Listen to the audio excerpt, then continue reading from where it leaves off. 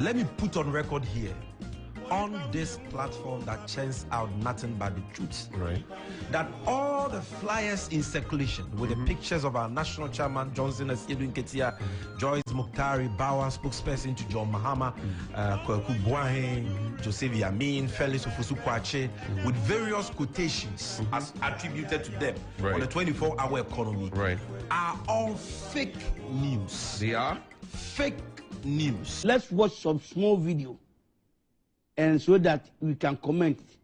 Let's watch this video. Bread and butter issues is the 24-hour economy. The 24-hour economy. Very well. The 24-hour economy. We're talking about infrastructure. He said that, look, we must continue with our program to have every regional capital having an airport.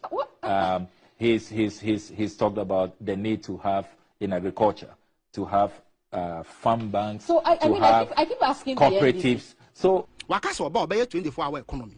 Obi. Me no say. Watch if one in the ton watch it after 6 p.m.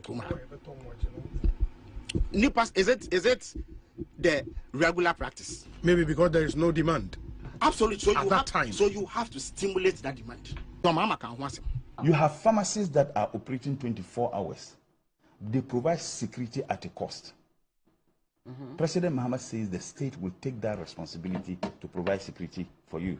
Fuel stations no longer run 24 hours, except few. So if I hold on. I'm just trying to understand. So if I should open my business at night, I shouldn't pay for security. No, yes, the state government will pay for security for me. That is what the President Mahama says. Is that possible? No, President Mahama says that we are going to focus on private entities, particular manufacturing and industries.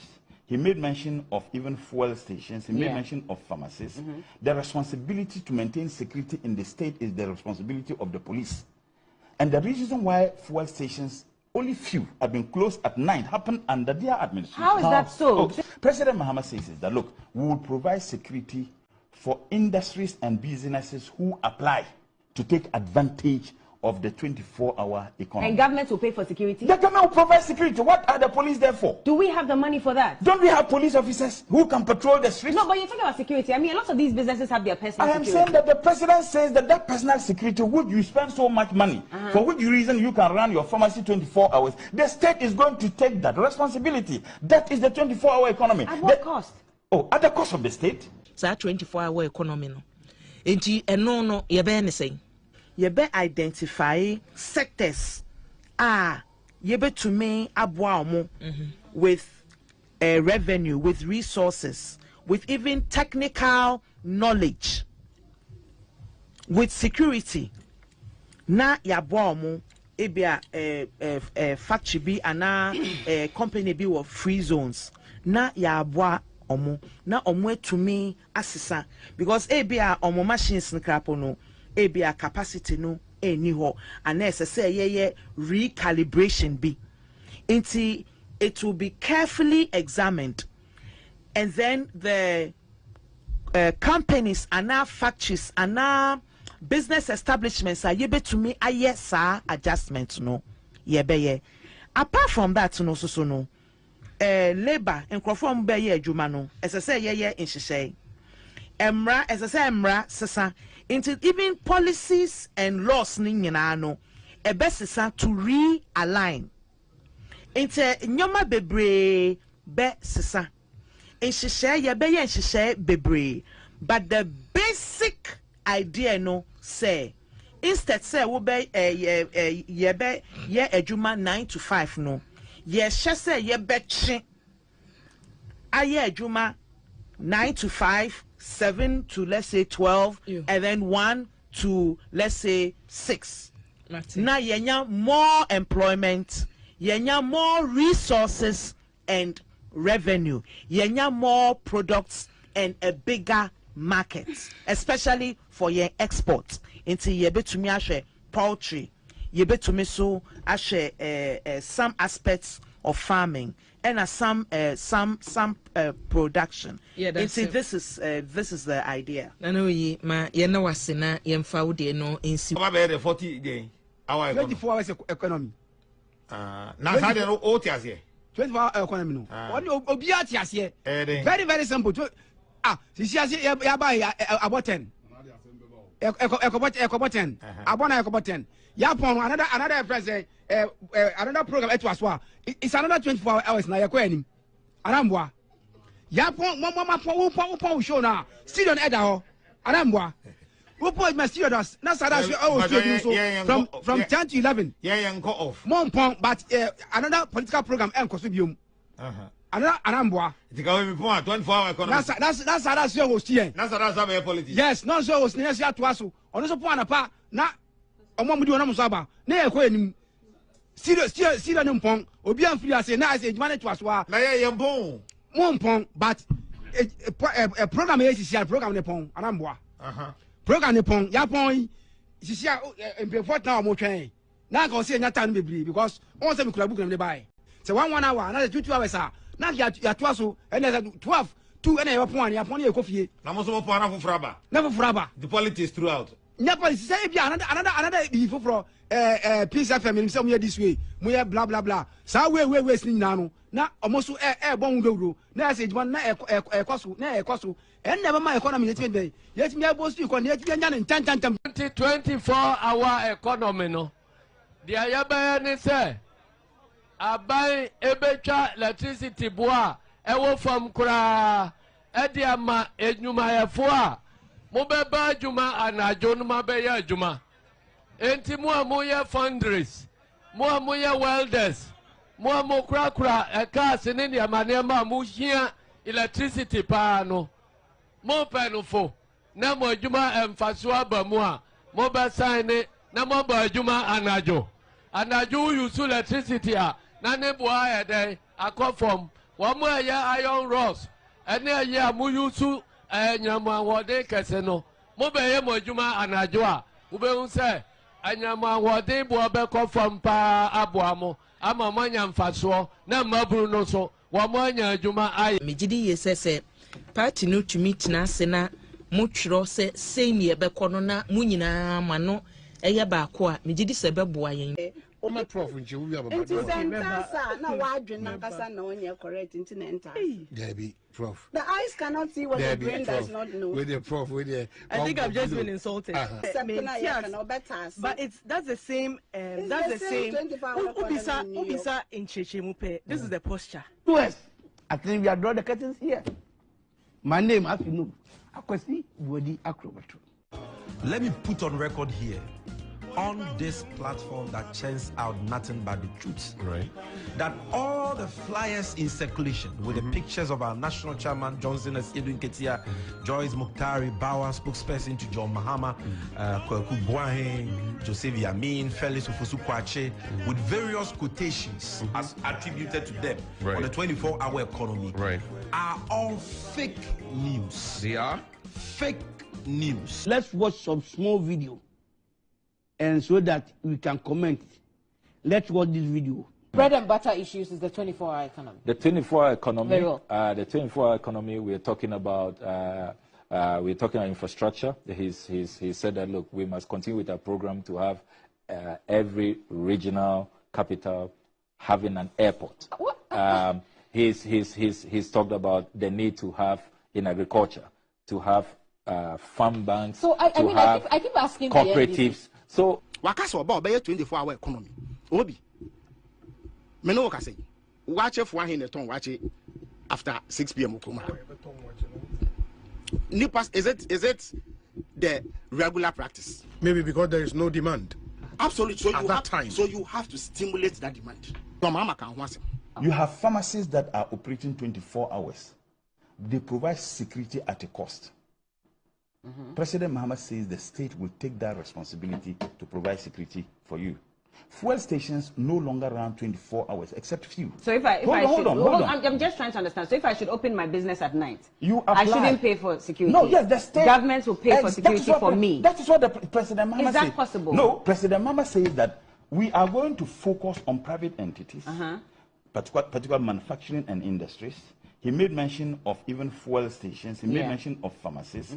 The responsibility to maintain security in the state is the responsibility of the police. And the reason why fuel stations, only few, have been closed at night, happened under their administration. How is that so? President Mahama says that, look, we will provide security for industries and businesses who apply to take advantage of the 24-hour economy. And government will pay for security? The government will provide security. What are the police there for? Do we have the money for that? Don't we have police officers who can patrol the streets? No, but you're talking about security. I mean, a lot of these businesses have their personal security. I am saying that the president says that that personal security, which you spend so much money, for which reason you can run your pharmacy 24 hours, the state is going to take that responsibility. That is the 24-hour economy. At what cost? Oh, at the cost of the state? It's a 24-hour economy. No. No, you're saying. You be identify sectors you be to me aboa with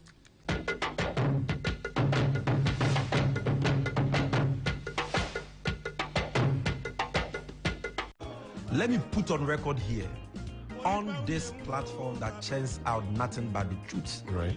that all the flyers in circulation with the pictures of our national chairman Johnson Edwin Ketia, Joyce Muktari Bawa, spokesperson to John Mahama, Kwaku Buahe, Joseph Yamin, Felix Ofosu Kwache, with various quotations as attributed to them on the 24-hour economy, are all fake news. They are fake news. Let's watch some small video, and so that we can comment.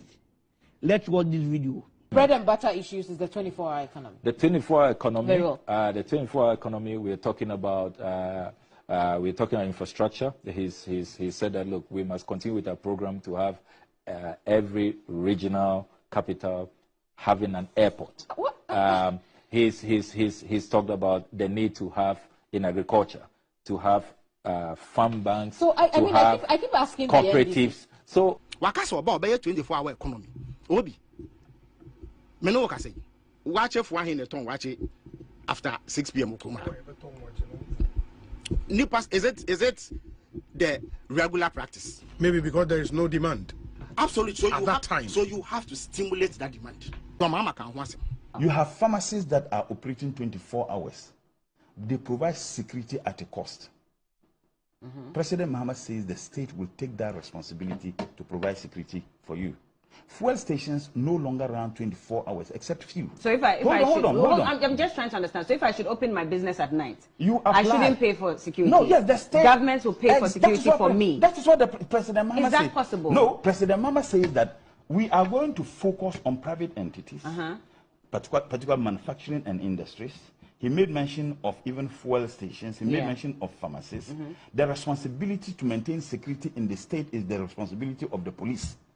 And the reason why fuel stations, only few, have been closed at night, happened under their administration. How is that so? Okay. President Mahama says is that, look, we will provide security for industries and businesses who apply to take advantage of the 24-hour economy. And government will pay for security? The government will provide security. What are the police there for? Do we have the money for that? Don't we have police officers who can patrol the streets? No, but you're talking about security. I mean, a lot of these businesses have their personal security. I am saying that the president says that that personal security, which you spend so much money, for which reason you can run your pharmacy 24 hours, the state is going to take that responsibility. That is the 24-hour economy. At what cost? Oh, at the cost of the state. It's a 24-hour economy. No, you're saying. You be identify sectors you be to me aboa with revenue, with resources, with even technical knowledge, with security. Na yaboa ebia factory bi ana company bi with free zones. Na yaboa na to me asisa because ebia omo machines nkrapo no ebia capacity no eni ho and say recalibration be until it will be carefully examined, and then the companies and now factories and now business establishments are able to make a yes adjustment no apart from that no so no labor and conform be adwuma no as I say in shishay emra as I say emra sesa into even policies and laws nyina no ebesisa to realign into nyoma bebre be sesa in shishay ye be ye shishay bebre, but the basic idea no say instead say wo be ye be ye adwuma 9 to 5 no ye hye say ye be twe aye adwuma 9 to 5, 7 to let's say 12, and then 1 to let's say 6. Now yenya more employment, yenya more resources and revenue, yenya more products and a bigger market, especially for your exports. Into yebetumi ashe poultry, yebetumi so ashe some aspects of farming and some production. Yeah, that's it. This is the idea. I know ye ma yena wasena yemfa wode no ensi. Over there 40 day. Our 24 hours economy. Now how they know all tias here. 24 hour economy no. Obia tias here. Very very simple. Sisi ya buy about 10. Ekobot 10. Abona ekobot 10. Ya pon another president another program it was it's another 24 hours na yakọ anim. Arambwa. Ya pon mama pon show na still on edda ho. Arambwa. Who put my studios? That's how that's always so from 10 to 11. Yeah, and go off. Mon pon.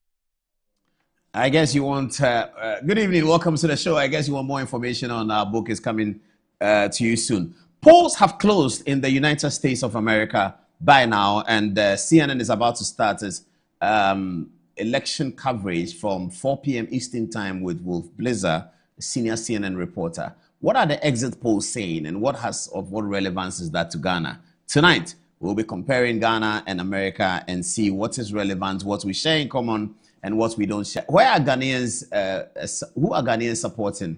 Ghanaians are NDC and NPP, and it will be expected that many of those on the left, NDC, will be supporting the Democratic Party, but it doesn't quite work like that in Ghana. When was it, 2016, I put up an article in the graphic entitled Ghanaian Democrats and American Democrats and Ghanaian NPP, and American Republicans and Ghanaian NDC. I was trying to show the contrast about how people passionately support NDC in Ghana. Very, very passionately support NDC in Ghana, but they support the Republican Party. It suggests that the philosophy is perhaps different. Because if you are right-wing, you support the Republican Party and the NPP. If you are left-wing, you support the NDC and the Democratic Party. That's really what it is. But in Ghana, this morning, I was looking at Facebook, as I usually do, and guess what I saw? Victoria Hammer, my very good friend, Victoria Hammer had put a post supporting Donald Trump. Victoria Hammer is a stalwart of the NDC, left-leaning party, but she was supporting Donald Trump on social media today. I don't know what's going to happen, but we'll get there in a minute. We're going to go on the touch screen. We're going to show you our interview with Dr. Sikanko, who was analyzing what is likely to happen in America. And we have a screen here that is focused on CNN and American politics. If anything comes up in terms of exit poll, we'll share with you. But by the time we come back on Thursday, there'll be a lot more. Let's start, though, within. Let's start within, and then I'll come back to America. A lot has been happening, isn't it? Tonight, we have full details for you on Ghana Freedom Party, Eke Adonko, and the late Eke Adonko, may she rest in peace, and her party. And what are they saying at the Electoral Commission? What is happening? Is there confusion at the Electoral Commission among the Ghana Freedom Party executives and officials? A statement has just come out just before we came into the studio where the executives of the party have signed something indicating that they do not want to continue with the election. Earlier today, 2 hours before we came on air, Joy FM announced that the Ghana Freedom Party have gone to the Electoral Commission and filed a form and filled the form and filed it as their presidential candidate who now has a running mate. So we will get the details for you before the end of the program. We have sent questions to all the important people, to the Electoral Commission, to the Ghana Freedom Party, and to both the NDC and MPP to try and understand what's happening. As the answers come, we will get on the touch screen and share the letters with you of what has happened this evening. So something is cooking in there. We'll look at it in a minute. Whatever it is, democracy has to be the winner at the end of the day. There's been also some conversations about John Dramani Mahama, the former president and the flag bearer of the National Democratic Congress, and Dr. Mahamadou Bawumia. Let's start with this video that first came out. I mean, MPP foot soldiers attacked John Mahama for, as they thought he was, abusing using insulting language against Dr. Bawumia. But was he really doing that? Maybe he wasn't. But they also then bring up other videos of John Mahama. And then Dr. Bawumia speaks about it. And then Domahini speaks about it. That's our first. I want to get this out of the way. Then we go to American election, full throttle. And then we come back to Ike Adonko's story, which we will do as well. So let's begin with the John Mahama story. So the first video you're going to see now is the real video about what brought the controversy. What did John Mahama actually say about using the word, forgive me, stupid, and the word economy? What was he saying? This is the first original video. This election is about the economy, stupid. It's not about all those other useless things about who built how many compost plants. Answer the 5 simple questions. And you can't hide behind the debate. You don't need the debate to answer the 5 questions.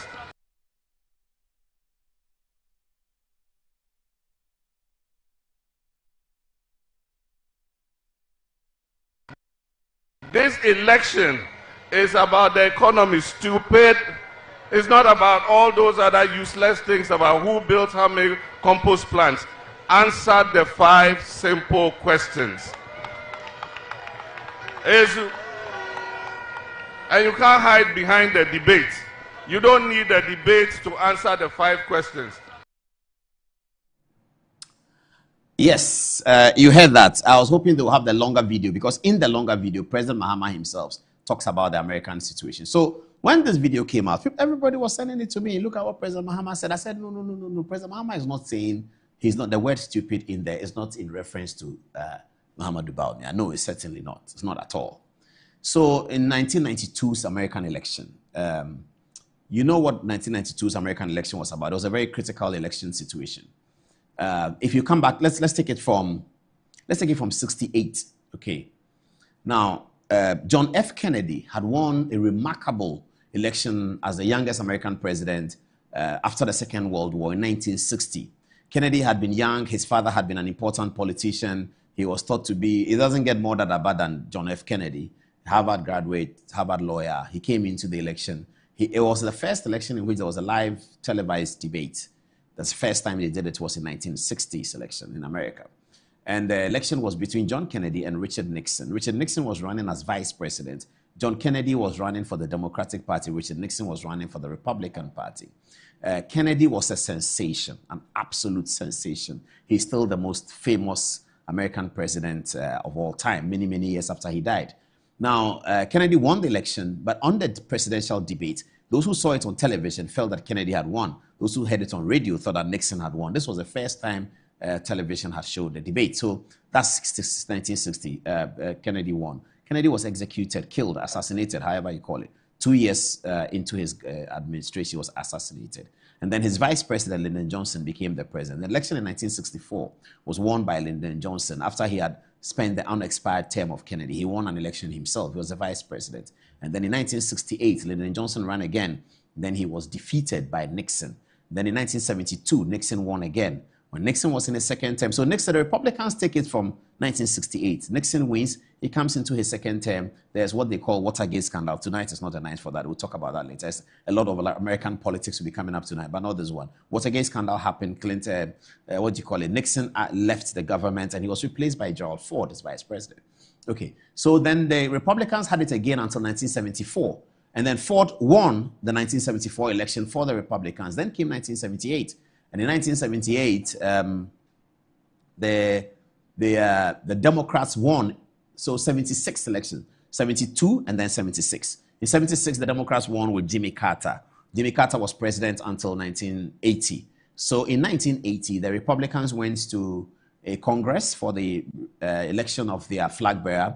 The race was so tight. It was between Ronald Reagan, the governor of California at the time, and George W. Bush. Guess who he was? The director of the CIA. Well, immediate past director of the Central Intelligence Agency. It doesn't get more establishment than that. George W. Bush, the senior Bush, was the director of the CIA, just past at the time he was running for the Republican nomination. He was defeated narrowly by Ronald Reagan, the governor of California. The Republican Party decided that the two of them should go on the ticket because the party was rancously divided. so much rancor in the party at the time as a result of this election. So the two of them went together. Reagan #1, Bush #2. They won the 1980 election. They won the 1984 election, where then Reagan is exiting because he's done 2 terms. His vice president, George Bush, comes in and wins the 1988 election. You have to understand that there's still a lot of division between the George Bush camp and the Reagan camp.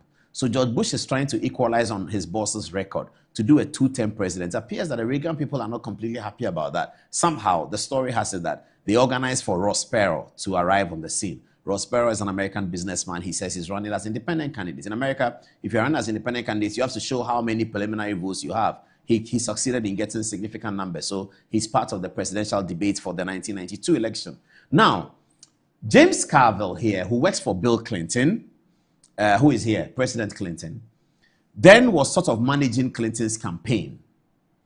And then the issues were, what is going to happen in this campaign? What is the point? The issues against Clinton was that he was inexperienced. That's what they were raising. They were raising issues about Bill Clinton was inexperienced. He was 42 years old. He's a child. They don't want another Kennedy, something like that. Then Carville came out and said that, look, all these things you people are saying is unnecessary. That's not the point.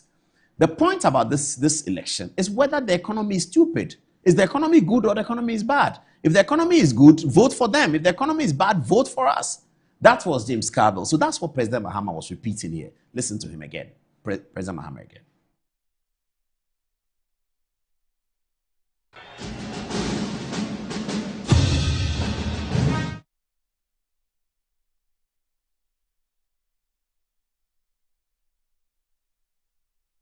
This election is about the economy, stupid. It's not about all those other useless things about who built how many compost plants. Answer the 5 simple questions. And you can't hide behind the debate. You don't need the debate to answer the 5 questions. This election is about the economy, stupid. It's not about all those other useless things about who built how many compost plants. Answer the 5 simple questions. And you can't hide behind the debate. You don't need.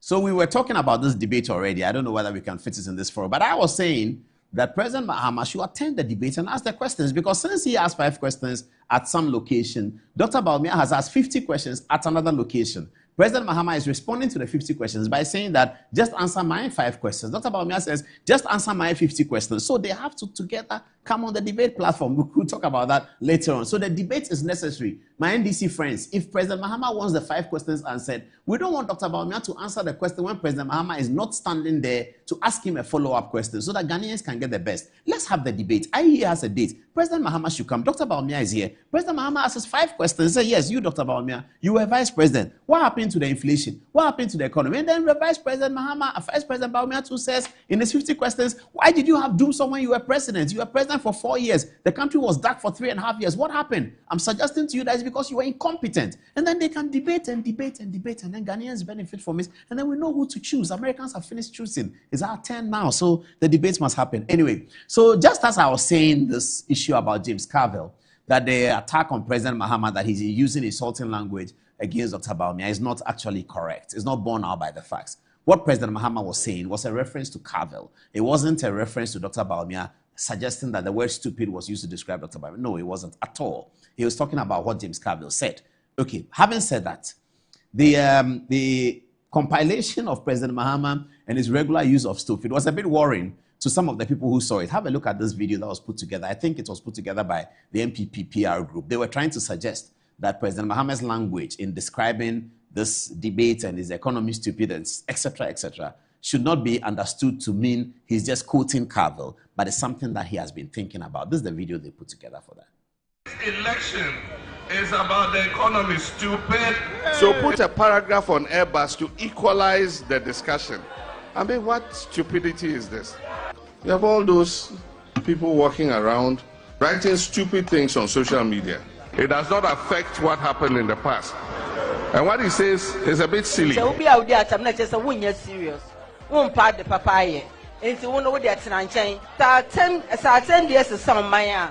Hanka Ghana, any problem. And I think I'd like to see that video again. So they put it together and tried to contrast it with Jena Nopokwajiman, saying that insult is not good, and it's as if Jena Nopokwajiman is talking about her boss, President Muhammad. No, when she was saying this, she didn't know that all these videos are in the same file of videos that is being communicated on social media. But this President Muhammad again, same video, show it again. This election is about the economy, stupid. So put a paragraph on Airbus to equalize the discussion. I mean, what stupidity is this? You have all those people walking around writing stupid things on social media. It does not affect what happened in the past. And what he says is a bit silly. So be out there, I'm not just a win, serious. One part the papaya. It's one over there to chain. 10 years is some Maya. I'm gonna have any problem. And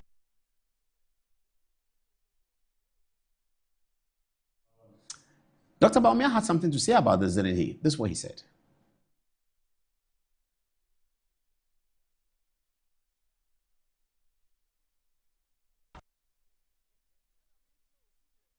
Sir, ahemfo, imams, osofo, CSOs, omoye hypocrites. What do we be done? Now saying so did the Electoral Commission at him. And that's so I say MPP government, a foolish government. Hey, what do we be done? Where a casa ever free enum.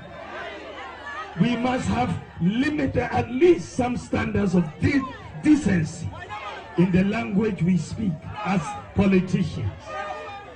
Election year is about ideas. Only ideas are then you insult people. Now, what ideas are you present your ideas? Here you will bold solutions to problems.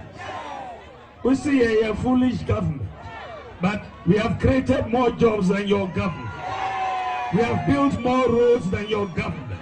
We have built more interchanges than your government. We have built more bridges than your government. We have built more factories than your government. We have built more schools than your government. We have built more hospitals. Well, that was what Dr. Baumia said. I don't know how you see it, but that's what he said. Dr. Baumia has some corroboration, doesn't he?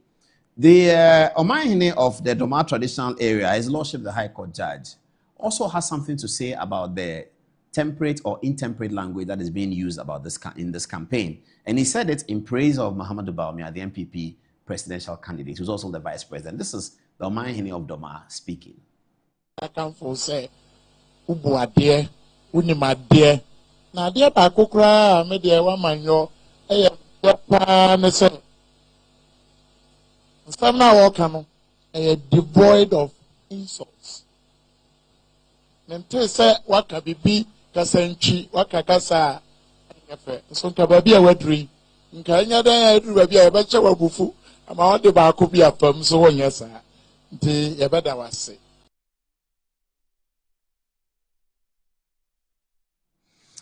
Okay, so that's Domahene. Let's get on to the Ghana campaign system. We are monitoring live pictures from the United States, and we'll show you when we get something. This is Muhammadu Baumia was campaigning in the Ashanti region. These are young nursing students who are indicating that you should vote number 1 for Muhammadu Baumia. This is a lovely coconut seller and some children in uniform who don't have a vote. This young man doesn't have a vote. This one doesn't have a vote either.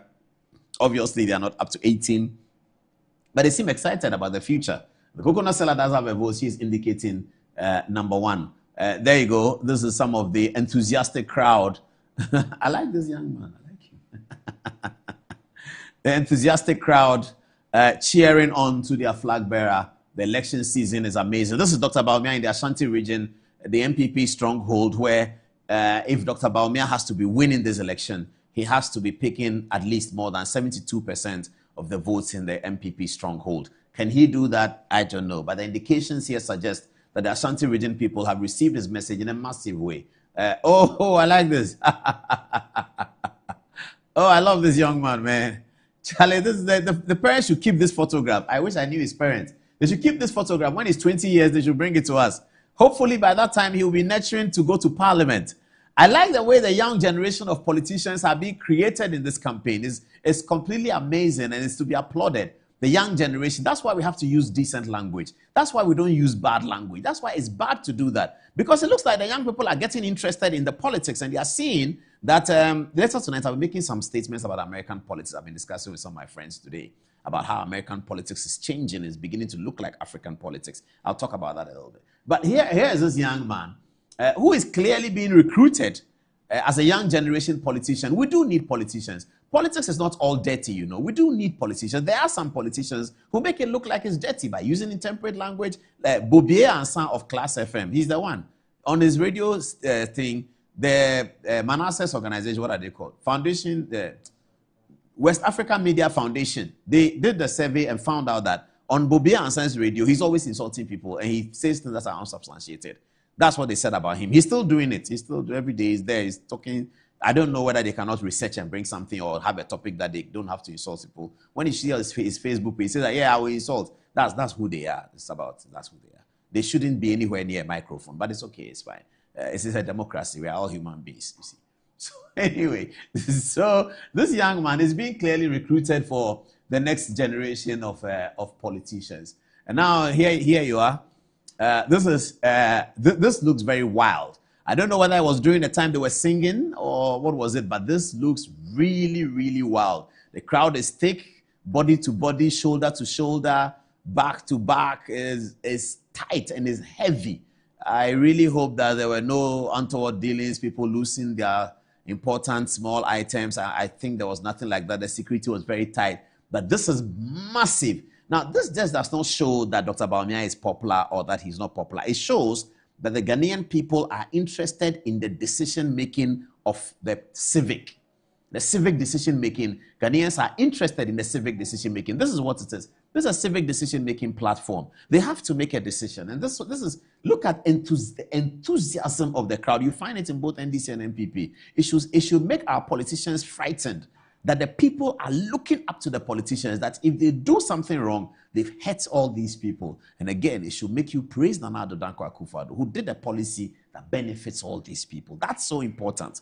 And I'm not showing this about Dr. Bawumia's popularity. I'm telling the Ghanaian politician, the young politician today, that you can't take these people for granted.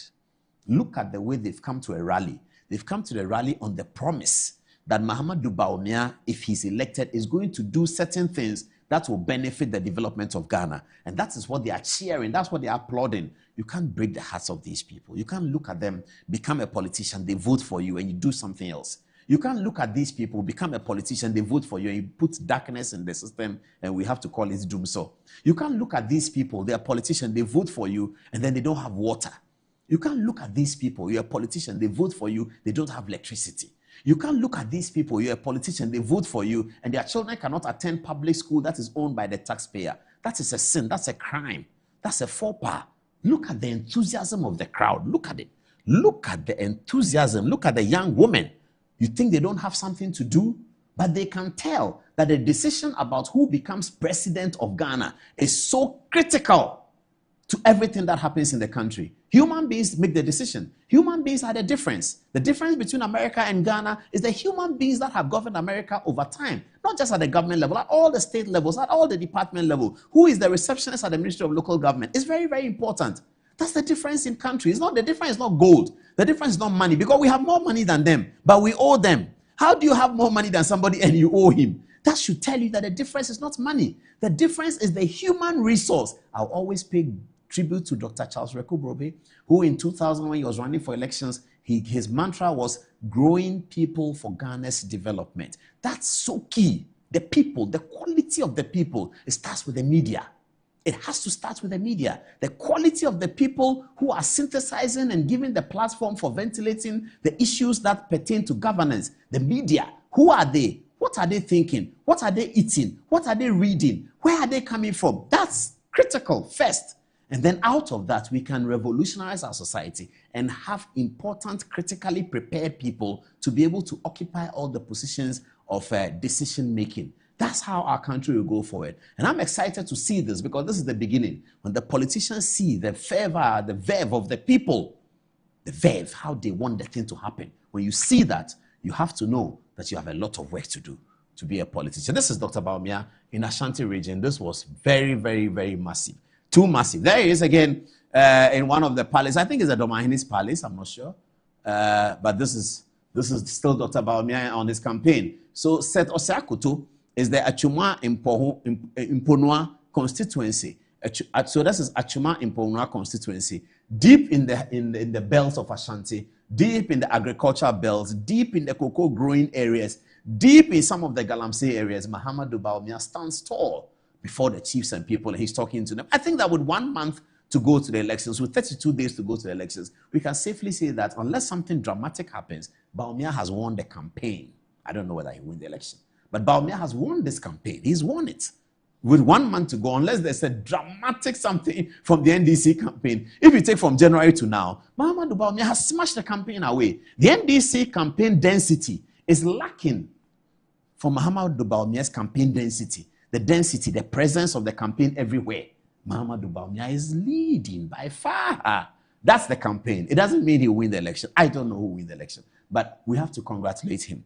Vice President has a responsibility. He's campaigned, knocking on every door, attending every chief's palace. He's crisscrossed the country. He hasn't taken anything for granted. And he's selling to them his bold solutions and urging them to come to him and together show possibilities of winning the election. That's very commendable. That's very, very commendable. Dr. Bawumia's campaign has been extremely commendable. And however you look at it, I believe that he has won the campaign. That's Dr. Bawumia lifting up the hands of the MPP presidential candidate. And there again, everywhere Bawumia goes, the young people are with him. And he's building the future credibility of politicians, the credibility of future. Is that Temahun to me that I'm seeing? Oh, yeah. Now, you see, this is another magic of Dr. Bawumia. Let me show you something, viewers. This is another magic of Dr. Bawumia. See, who is this? Who is this man? This one. Okay. It's going to come again. Yeah. This one is Kofi Kunedu-Apreku, the former Minister for Trade under Akufo, who has actually fallen out with Akufo-Addo. I understand he's not even coming around Akufo-Addo events anymore. But here he is working with Dr. Bawumia to try and manage the votes in Ashanti, to try and get the 70%. Dr. Bawumia is such a powerful uniting force for the MPP. He's uniting everybody. Kofi Kunedu-Apreku is on the campaign with Dr. Bawumia. Kofi Kunedu-Apreku is fighting with Akufo-Addo every day. He's saying Akufo-Addo has done this, that. But there he is. He's campaigning with Dr. Bawumia to make sure that Bawumia wins. It tells you that Bawumia has something. He definitely has something. And hopefully that's something that he has should work for him in the 32 days left. This is Temahun to me. I called him today. He didn't pick up. Tell him that Temahun to me that I said I called him when I was trying to understand who had gone to do the mafia at the other side. And he didn't pick up. There was some mafia going on this afternoon. So I wanted to understand it. Usually when I want to understand the political mafia, I call Wuntumi. I say, Chairman, explain the thing to me, what's happening. He didn't pick up. So I don't have that information. That's Chairman Wuntumi and Alhaji Mahamudu Bawumia looking at the... Oh, yeah, there you go. It's all happened. Okay, we have a lot of American elections to look at. Now, look at this woman. You see, this is the kinds of things I talk about. This woman here, look at how she's admiring Dr. Bawumia. Dr. Bawumia doesn't know anything about it because he doesn't see. Look at the facial expression of the Queen Mother, I think she is, a traditional leader. Look at this man. He's MPP, so that's fine. Look at this woman. Look at how she's admiring the guy taking the photograph with his phone. Wow. It would appear that Dr. Bawumia is loved in Ashanti in a major, massive way. The crowd again at Impohun, Chumangwa Bieja, and Impohun, Dr. Bawumia himself, I'm sure he's overwhelmed with the endorsements and support that he's getting from all of these people when he goes around to campaign. This election is going to be massive. Did I see also Efri Akoto? Yeah, my guy, he's there. Also, Efri Akoto is my guy. Oh, this photograph has some important people in there. So let's take it from left to right. Kofi Kunedu-Apreku, the candidate of the party, the MPP, Mahamudu Bawumia, the vice president and the presidential candidate, also Efri Akoto, a former contestant against Mahamudu Bawumia, son of the Ochame Osei Akoto, who formed the National Liberation Movement and the United Party, chairman Nchubo-Siako Wuntumi, Bantama Sensu Boache, all of them in one photograph over here, supporting the work of Mahamudu Bawumia. Also, Efri Akoto was there, big. telling people that they should. Of course, Chairman 1 to me, Chairman 1. Anthony Abe Fakabo, the unmistakable figure, always on the campaign, always by the side of Dr. Baumia. And I see also a free Cabinet Japan having a conversation at the back. Things are happening on the campaign. These guys are campaigning so hard, trying hard to win. Is that Ernesto Usubempa I see there? Oh, yeah, it is. Hey, my man, where has he been? Ernest, call me, Call me. Let's do our normal conversation about politics. Ernesto Usubempa and I always have a chat. We always end up fighting when we are conversing. We fight, then you call me again, I'll call him again, then we fight. Because we're always disagreeing on something. But he's a very great brain to toss things around on Ernesto Usubempa. That's him on the campaign. He also sees himself as a future Ashanti politician. And there he is, Kwabena Japan, Usu Friakoto, all of them over there. Okay. Oh, yeah, this must be the Paluta dance. I am sure about that. I'm sure this was the Paluta dance. And the crowd also still to some more Queen Chiefs. And this must be at the Nwabioja South constituency. Chairman to me is still in the picture, and Muhammadu Baumia is being introduced to the people. Okay, a lot more photographs. Oh, this is a good one. This is a good one. One of the traditional dancers, I'm sure Dr. Baumia is engaging with. That's a very good one.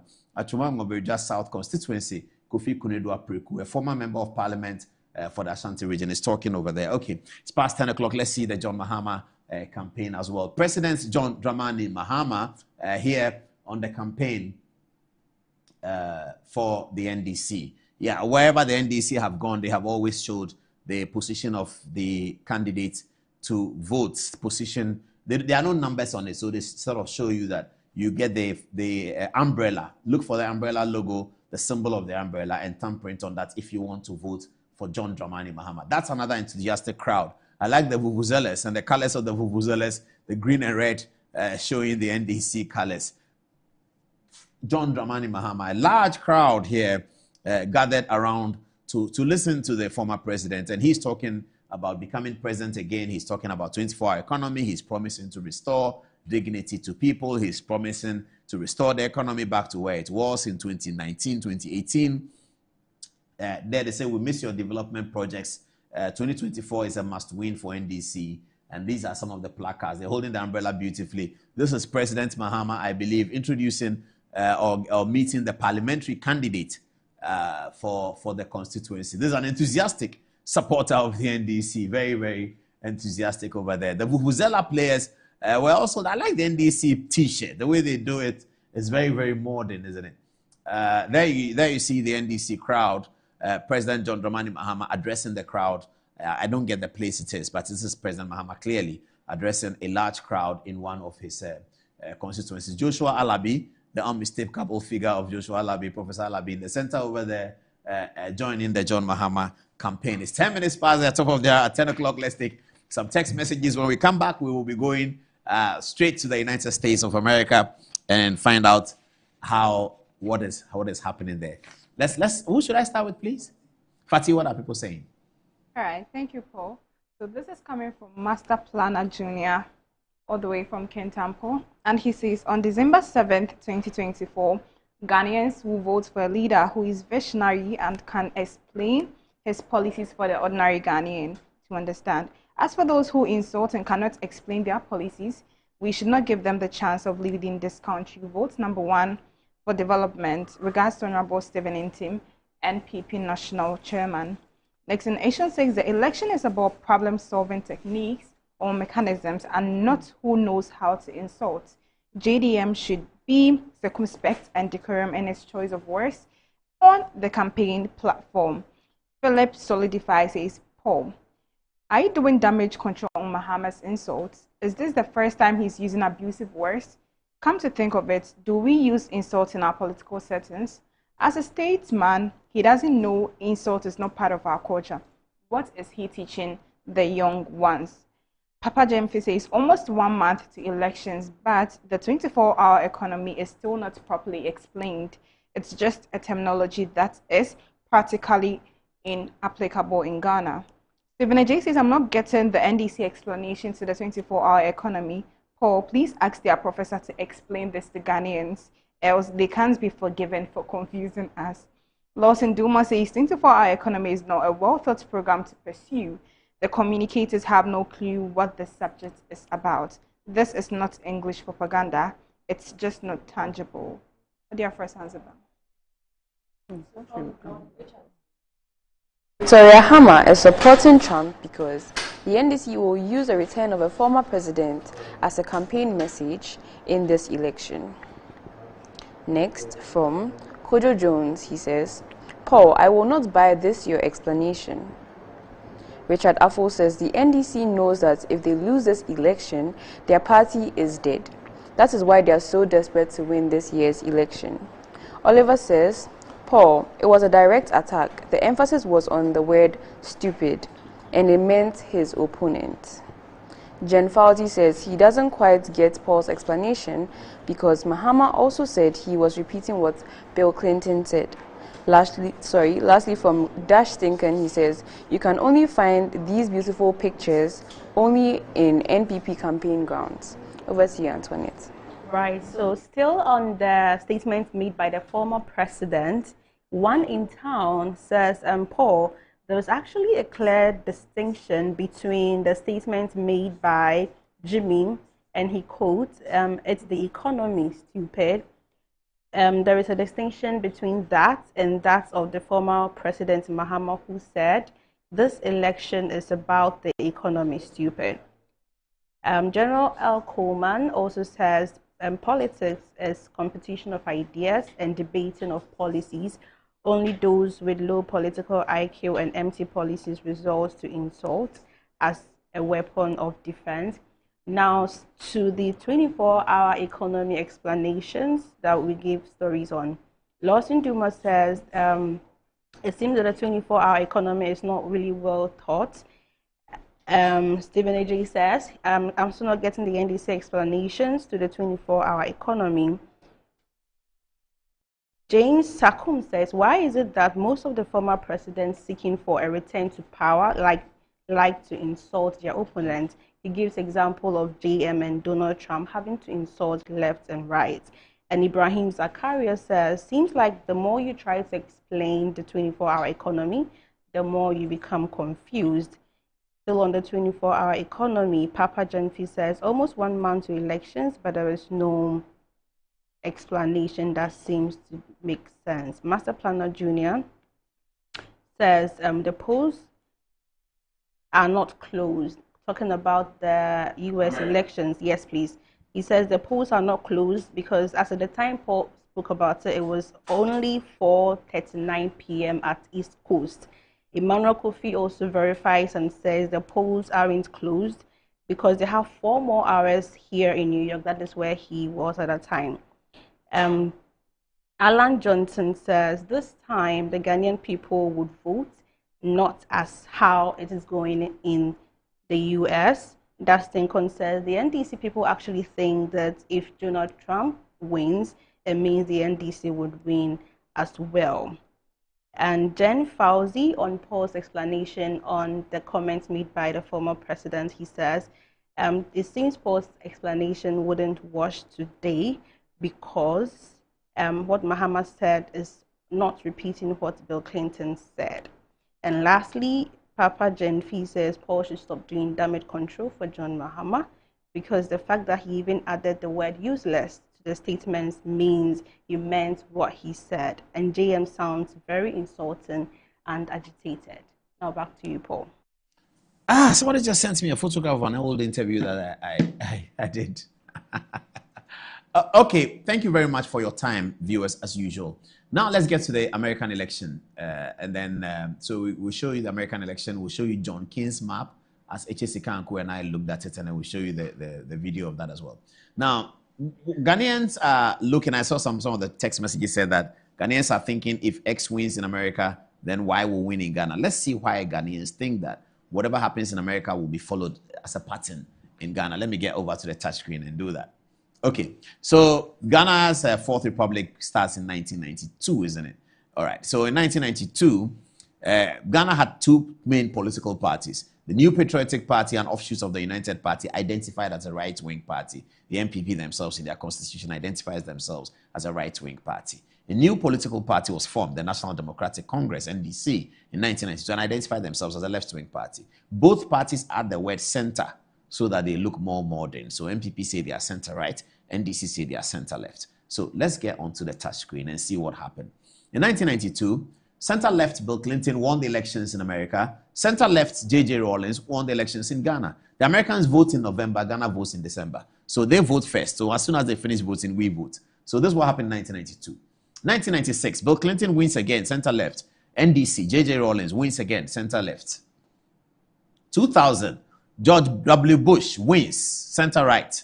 John Ajekun Kufuor wins, center-right, as you can see. 2004, George W. Bush, center-right, wins, second term. J. Kufuor, center-right, wins, second term. 2008, Barack Obama, center-left, wins. 2008, John Evans Atta Mills, center-left, wins. 2012, Barack Obama, center-left, wins. John Dramani Mahama, center-left, wins in Ghana. 2016, Donald J. Trump, center-right, wins in America. Adodankwa Akufo-Addo, center-right, wins in America. So this is how it has been up to 2016. It was Akufo-Addo who changed something in 2008. You don't know whether it's Akufo-Addo who changed it or Joe Biden who changed it. But let's see what happened in 2020. 2020, Joe Biden, center-left, wins in America. Ghana, Akufo-Addo, center-right, wins. So, has the jinx been broken, or what is going to happen? Give me the two American candidates now. Let me explain how political parties are going to explain what happens in there, because we all like to listen to the omen and what our pastor's saying and all of that. So we like to listen to it. These are the two candidates now.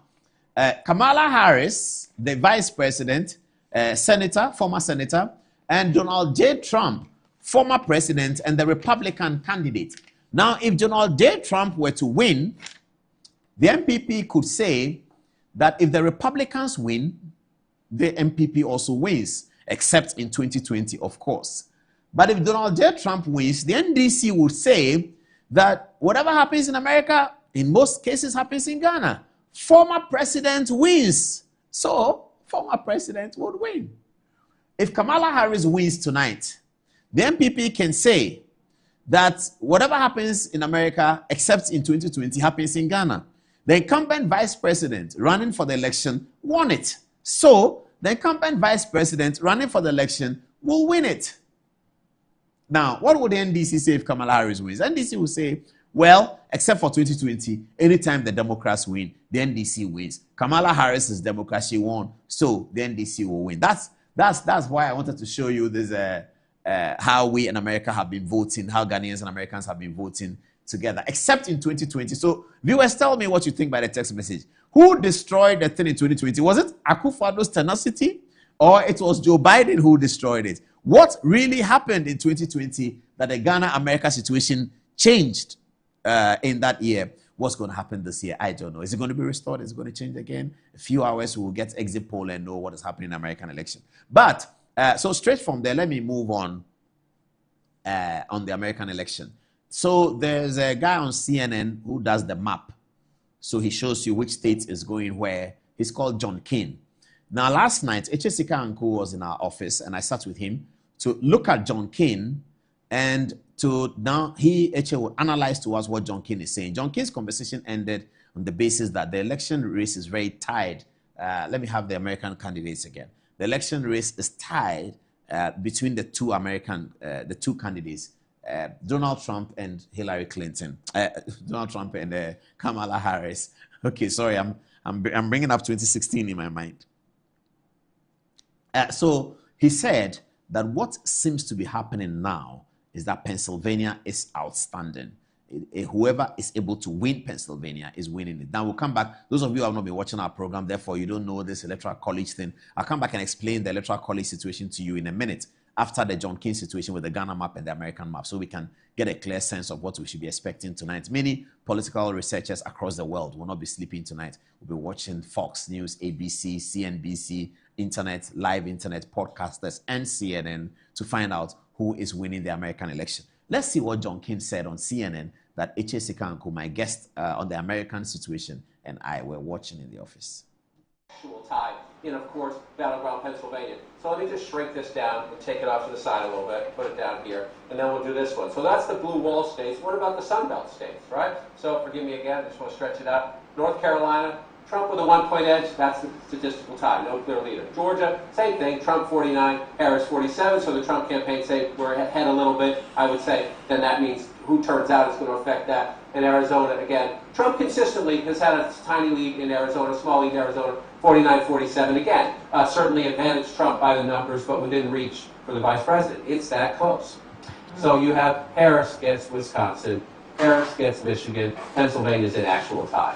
Right? Donald Trump would get North Carolina in that scenario. There we go, make it red. Donald Trump would get Georgia in that scenario, make it red. Donald Trump gets Arizona in that scenario, make it red. Where does that leave you? Look at this. We don't have any recent polls. We don't have enough to have a poll of polls in Nevada. So we're leaving that one as a toss-up. But under that scenario, just giving them as we have them in our battleground poll of polls right now, 262 for Trump, 251 for Harris. Doesn't matter really who would win Nevada in that case. It would get Harris to 257. It would get Trump to 268. So let's, for the sake of this argument, leave it yellow as a toss-up because the point is it all comes down to battleground Pennsylvania in this scenario. If everything plays out exactly the way it averages out right now, whoever wins Pennsylvania wins 1600 Pennsylvania Avenue and gets to be president of the United States. So that is why the campaigns have spent more in Pennsylvania, Aaron, than any other state, and by a huge margin. It's not really even close because they understand it's the biggest prize, 19 electoral votes, and whoever wins Pennsylvania is likely to win the White House. I will say this, Harris does have an advantage here.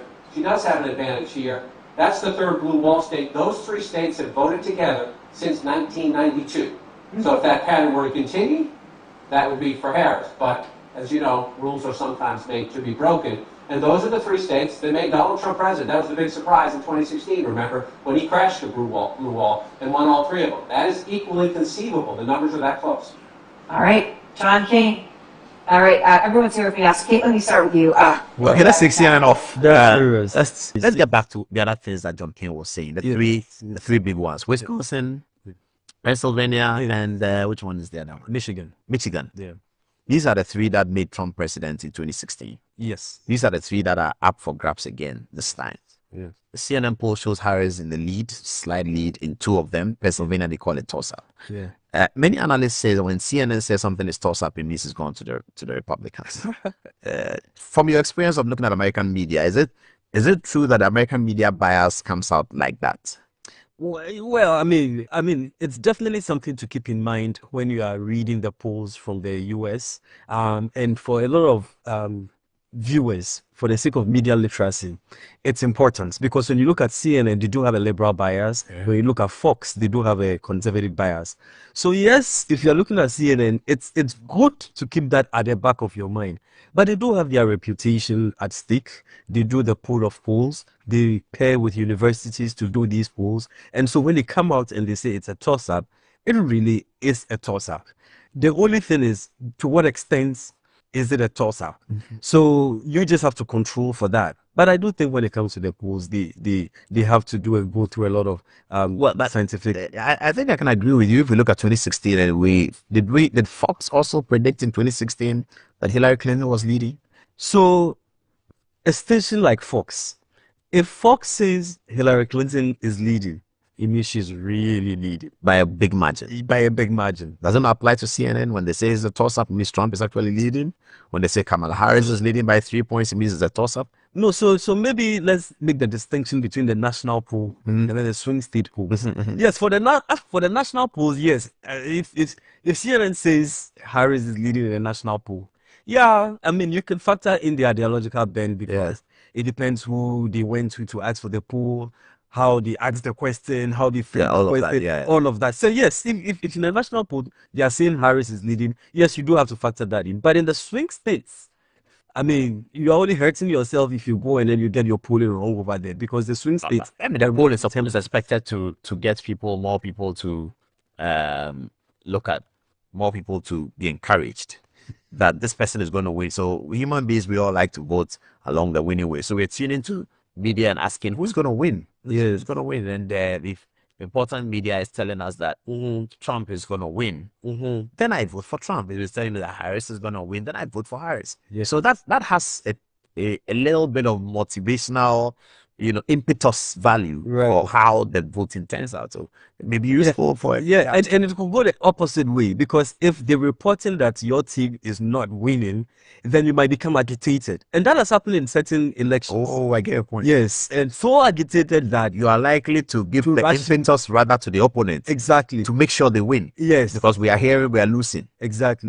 So it doesn't help them anyway. One way or the other. And after the election, people are going to come back to them and say, okay, you guys said in your polling that it was a toss. Meanwhile, Trump was winning. But you can't hold anybody for that. In 2016, we told CNN that, but you told us that Hillary Clinton was going to, it is immediate. It's people, subscribers of CNN will still subscribe. Oh, no. It meant a lot. Because, oh, yes, it did. Because, a lot of they lost a bit of credibility for some. They did. That's why they went after Trump in the years of 2017, 2021, almost as an official policy to denigrate the president in almost everything he did.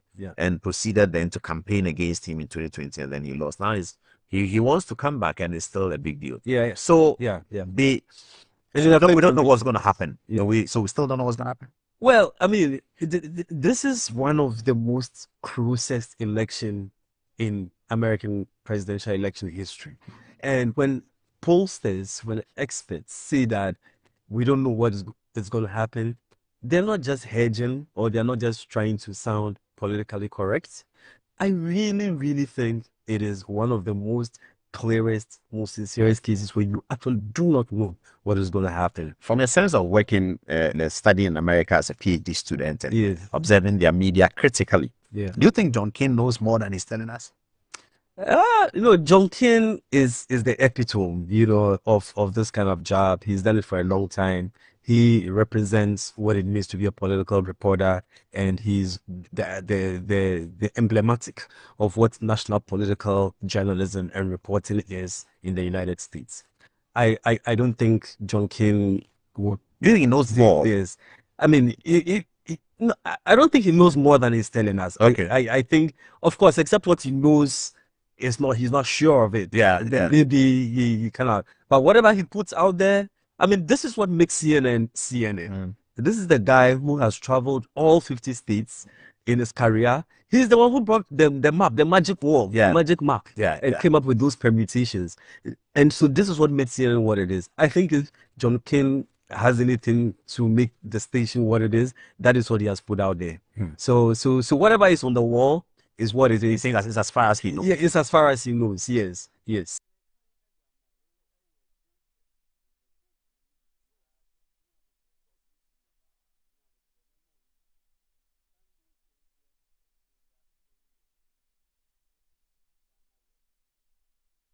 That was H.S. Kanku and I, and tonight we'll be doing that America, Ghana. So those of you who didn't watch our program a few weeks ago, when we're explaining why the American election is the way it is. So the American election does not measure popular votes like it does in Ghana.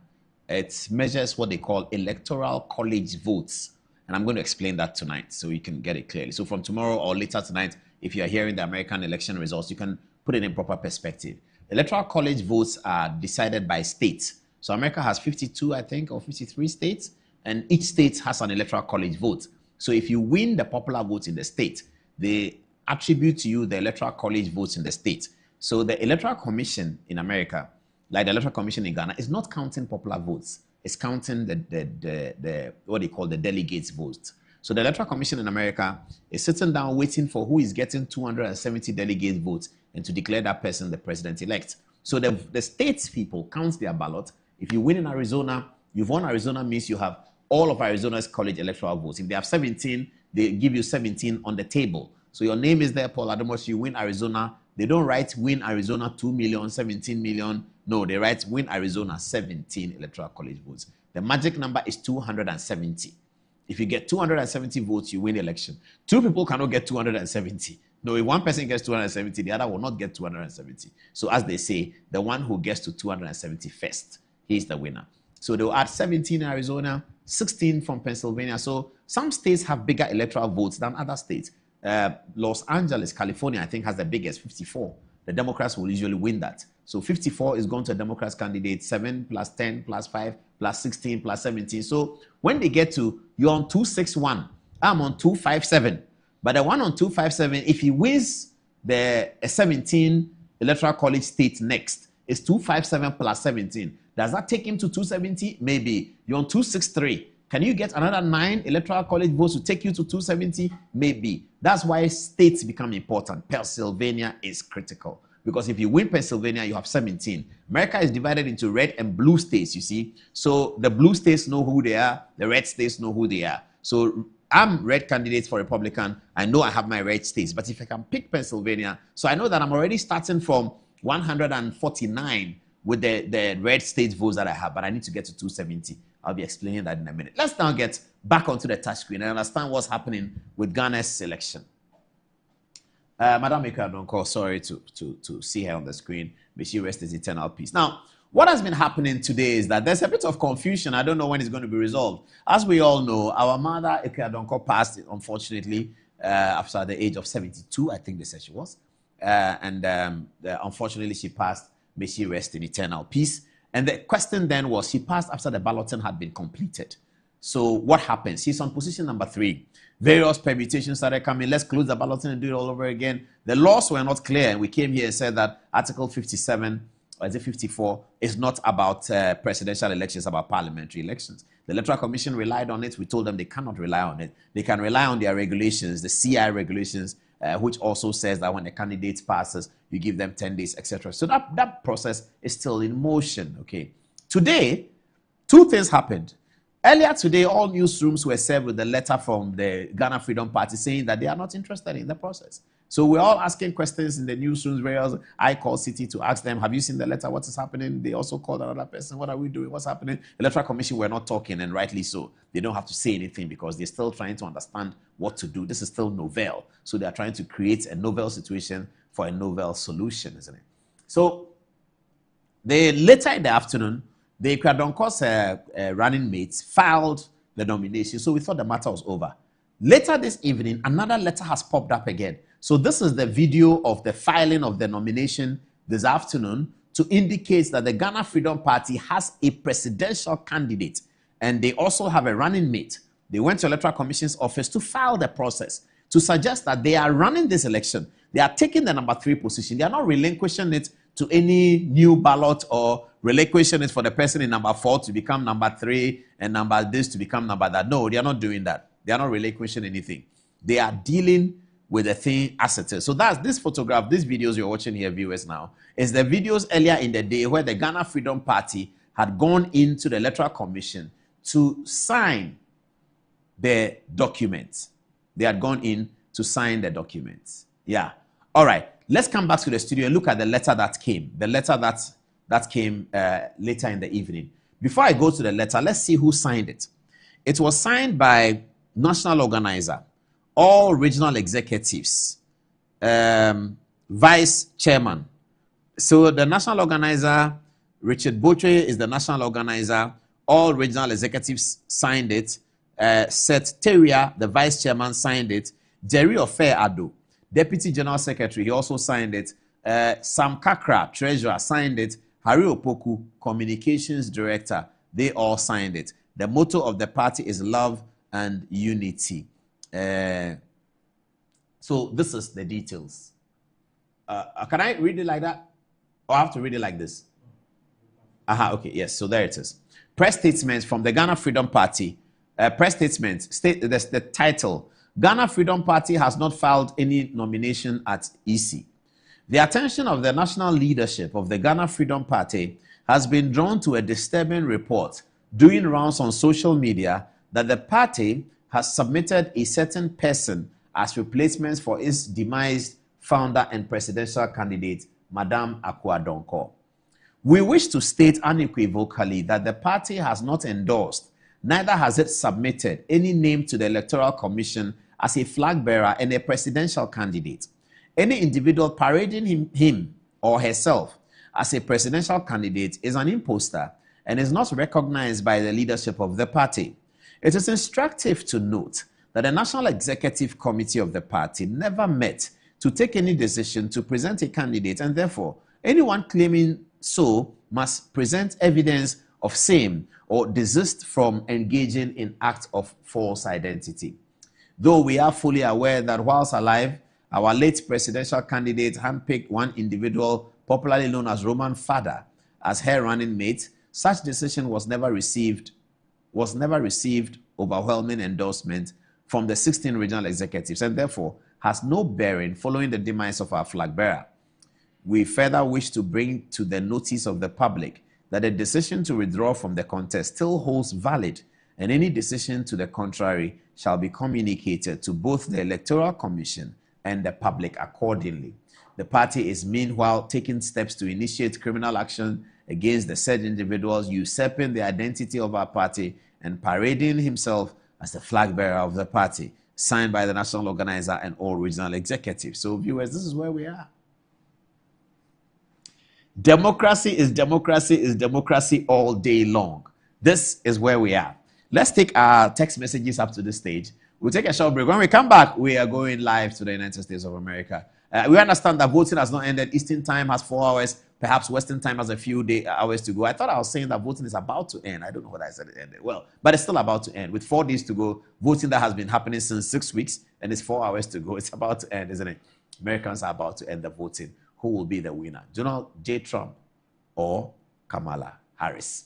What are people saying on what we've done so far in the text messages? Let's hear you. We come back, we take a break, and then we roll on the program. What's the time now? Yeah, it's 20 to the top of that. We have enough time to tell you a few more things after the text messages. Moses William, he says, merciful God, help Dr. Bawumia to win. Adolf Mate says, right wing is losing everywhere, so keep dreaming. Wiz D says, Trump will win and Bawumia will win as well. Kudro Otri says, hello Paul, why can't you do a balance on this CNN analysis with one from Fox News, taking into consideration, CNN's direct opposition to Trump and right-wing ideas. From Moses Echampon, he says, Paul, following the last census, the Electoral College is now more the same. We are hoping for the best. Lastly, from Mashud, he says, watch CNN and Fox News for authentic analysis. Over to All right, thank you. So this is coming from Master Planner Jr. from Kentampo, and he says, no matter who wins the Americans' election, Dr. Bawumia is also winning the December 7th, 2024 elections based on his life-changing policies. Paul, please, will the positions on the ballot paper change if the late Ekia Donko's party withdraws from the race? George Buampon says, but the NDC should know that the olden days predictions are not working again. Whoever wins in America is none of Ghana's business. Dash Dinkon says, I think both countries have different dynamics this time around. We are voting big for NPP, Dr. Bawumia, and all PCs because we want to sustain the continuous development and policies like free SHS Agenda 111 must be completed, the railway system must be completed, and even extend to all regions. Stable electricity supply, and as the economy is growing fast, we want to see the stabilization of the city. We want teachers and nursing trainees to continue receiving their allowance. Benedansi says, it is a warped logic for any Ghanaian to think Americans' choice of candidates has direct bearings on Ghana's political fortunes. Whoever wins in America's elections doesn't in any way affect the outcome of Ghana's elections. That said, I want to say that Dr. Bawumia will be the next president of Ghana and John Mahama will be rejected a third time. Junior Akbar from Tamale says, for me actually, I can never believe that what's happening in a different country will happen in Ghana. I always believe the Ghanaians will vote with wisdom and believe in DMB. Inshallah, he will be our next president. And then lastly, coming from George Bamo says, politics of today is just not for the weak. If you aren't ready to work, then stay back. Mr. Mahama and his NDC. What do you have for us? Yes, so you remember Paul asked the viewers to share why they think the election dynamic changed in 2020. Quite a number of you sent your input. One in town, he said, I strongly believe that it was Akufo-Addo's tenacity and excellent handling of the COVID-19, which ultimately received worldwide applause that won him the second term opposed to Donald Trump, who actually sacrificed human life against the economy. People felt Trump was inhumane, insulting, and insensitive to the cause of mankind, as it led to several Americans losing their lives. Trump lost credibility in his handling of COVID leading to his ousting. Noah Amankra thinks that the 2020 trend changed as a result of Mahama, who became president for the first time as a sitting vice president. Kwame Gok thinks that Akufo-Addo broke the chain, and with a history of the NPP breaking the 8, the vice president would also surely break the 8. But Yedana Abdul Majid thinks whoever wins in the US, Dr. Bawumia would still win in Ghana, and Dr. Bawumia winning is actually not a negotiable. El Koman thinks that it's the free SHS that destroyed that tenacity about the US and the Ghana elections. He says free SHS will continue to be a weapon of mass destruction to the NDC. And Richard Amwa Aboaje continues to say nothing from the American polls will reflect same in Ghana. He says candidate number 1 on the American ballot sheet is winning, and also candidate number 1 on the Ghanaian ballot will win as well. However, in an unlikely situation where the candidate number 1 on the American ballot does not win, his Ghanaian counterpart would still win.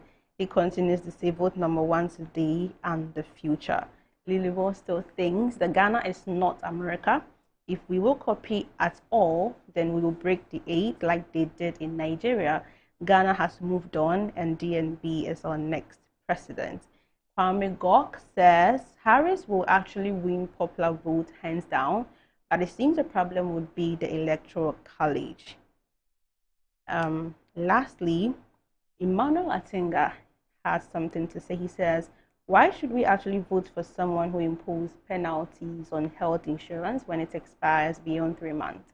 We won't make that mistake to bring him back for him to put free kicks, throw-ins, and corners in our free SHS policy.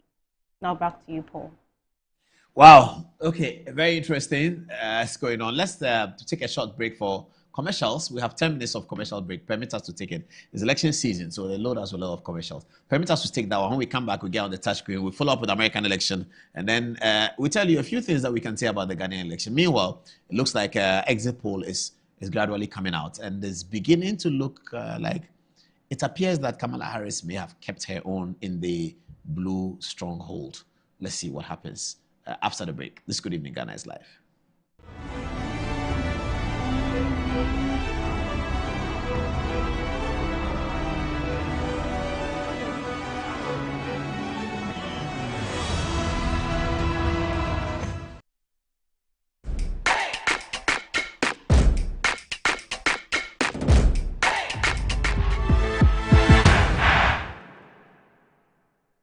Fire pomudi ni agobi Ghana fu ni age efri say ya your local spices na ya frafra dia ya sankofa natural spice me de go me jollof mu ni me still ahodoma emanate dance Stanley the barbecue they go on sankofa natural spices and one you use 100% natural said the happen Adofo mamunye huge mistake sankofa natural spices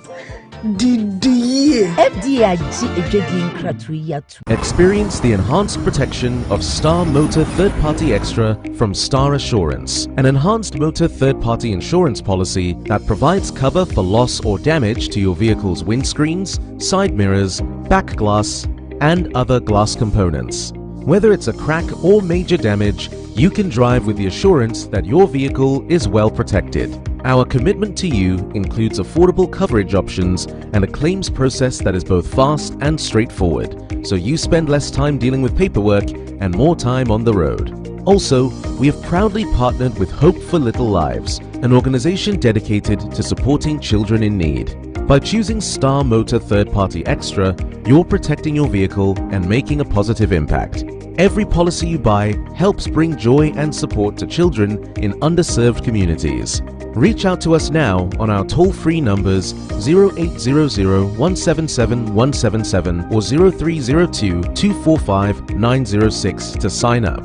Let us help you drive with peace of mind and purpose. Star Motor Third Party Extra.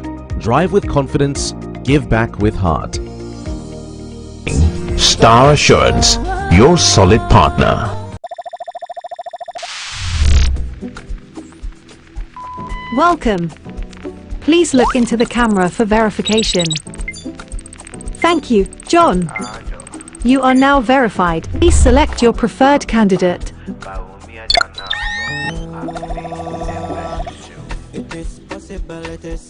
New candidate. Profile being verified. Please choose another. New candidate. Profile not ready. Please choose another. To see development options for this candidate, press yes or cancel. Will cancel free SHS. Will cancel LEAP. Will cancel health insurance.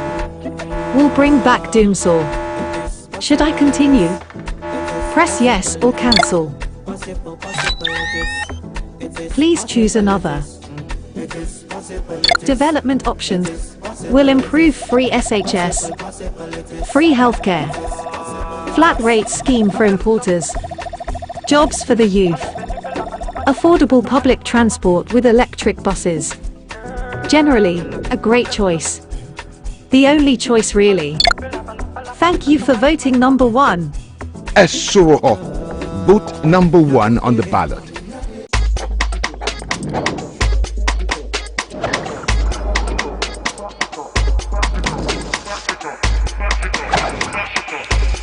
One choice, multiple styles. All big, all unique. To all our believers. To the Niger Gunners of Club Road. All you Artetas of Africa. Of Accra. Of Maputo. Of Oimbo. The legends of legends down Lusaka way. We hear you. Now hear us. Obrigado. Galo. Betway, the official global betting partner of Arsenal. The luckiest. Star 712 hash. Luck is everywhere. 8K. Hey, you can get 8K. Get a packing from your Pokemon. One line. Hey, wait. You can put it on his tab. This is my man. Good luck. Hey, go build radio. We are star 712. It's what you phone. I'm on dialing the magic numbers. Star 712. Now welcome to the luckiest. Aha, and now with me at home ticket. You can buy for yourself or your loved one. Mommy, tell mommy who's here. You're buying for me, right? Or who else? Oh. Let's choose buy tickets for others. Love you, boo boo. Maybe straight to option 4. Now, you need to buy tickets worth 50 Ghana to qualify. Yes, you can buy random or preferred tickets. I'm choosing random tickets. Listen, if you buy the random ticket, the system chooses a random number for you. But if you buy the preferred, you get to input your own preferred 5 digits. 5. Baby, give me your 5 numbers. And how much are we buying? Babe, look at the body and buy you. With your body, Hey, there we are. Tread cautiously. Now follow the prompts and confirm. Now the luckiest. The luckiest is regulated by the NLA on the Caritas platform, not for persons below 18 years. TNCs apply. The 5 kg of rice has moved from 25 cedis to 165. Hey! Boss, cement moved from 24 cedis to 105 cedis now. Hey! The kenke is 5 cedis. The fish I have 10, 15, and 20 cedis. Which one do you want? Hey! Stop the A. Hey! Vote for change. Vote for John Mahama and the NDC.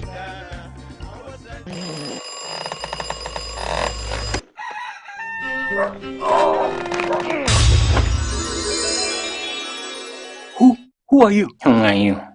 Charlie, I'll be you from the future. Who doesn't sleep on that slice of bready poor mattress anymore?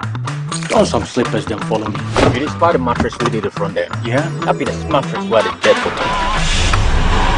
Wait, what are you doing?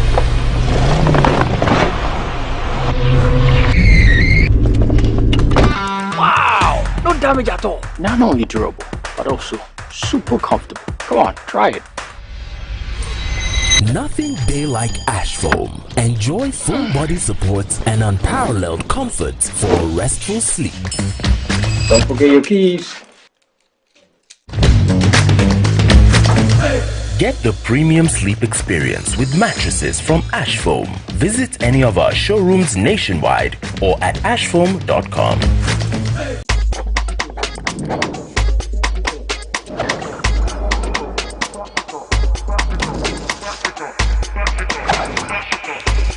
One choice, multiple styles. All big, all unique.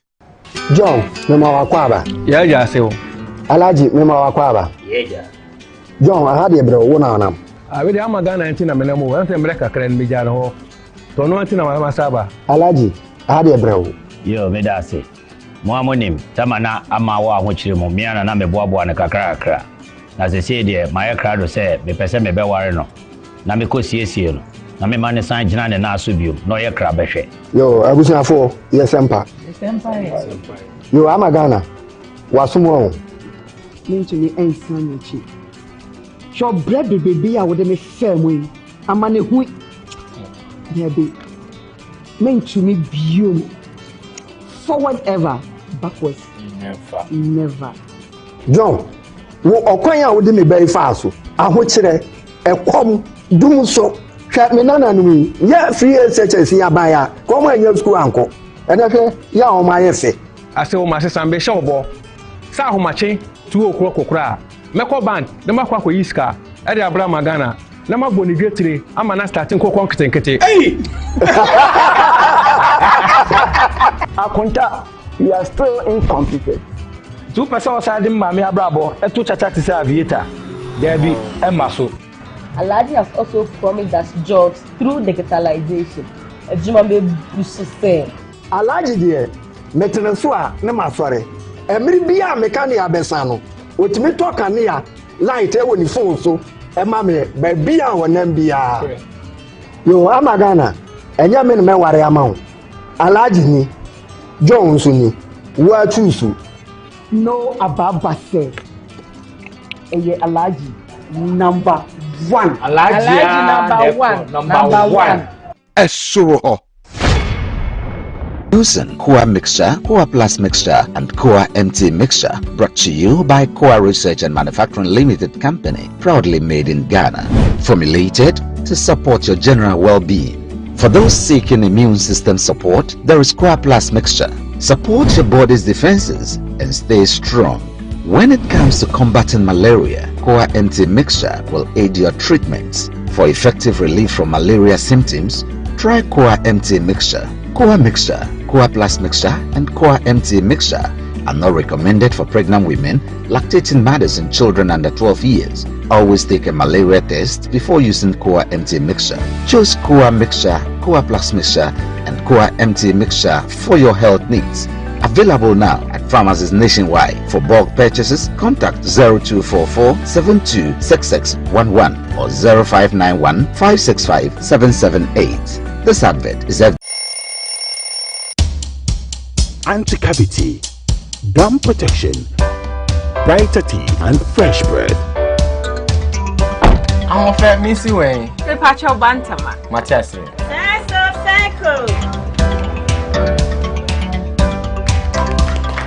It's her smile. The fresh breath. Me, Judy said we used to Cal 360 toothpaste. Some kind. Cal 360 toothpaste. That's Kia. Cal 360 toothpaste. It's a gum protector. Onim Jom Kasan. Kile Hossein. Cal 360 did the way. It's cool mint. Gives me fresh breath and your confidence booster.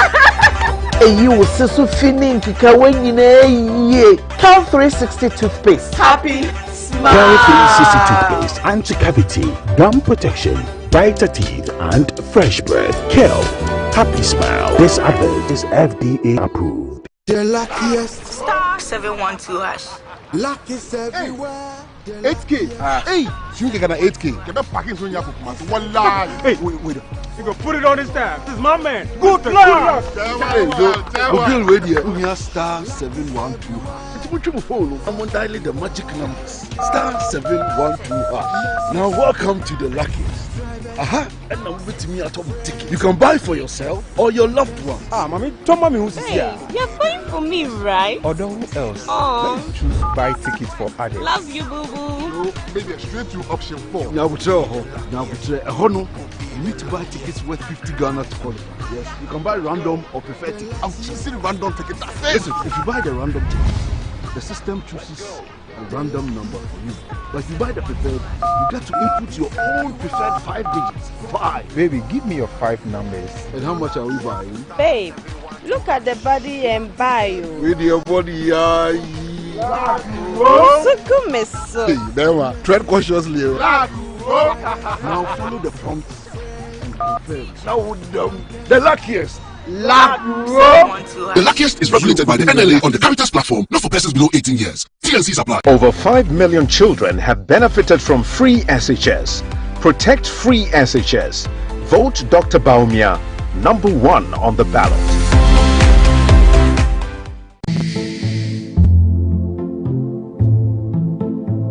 While you're done for the day, someone is planning to start theirs. At every given second in the dead of night, an uninvited guest could turn all your hard work into a nightmare.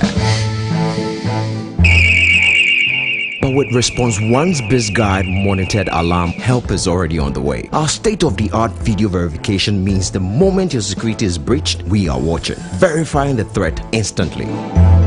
Our dedicated response team acts swiftly, ensuring that threats to your livelihood are stopped in their tracks. And with our rent-to-own plan, this unparalleled security is yours with an affordable monthly payment. Protect your business now. Pay as you earn. Join the hundreds of shop owners who trust Response 1 to protect their businesses. Don't wait for the worst to happen. Act now. Call Response 1 today or visit our website. Your business deserves the best defense.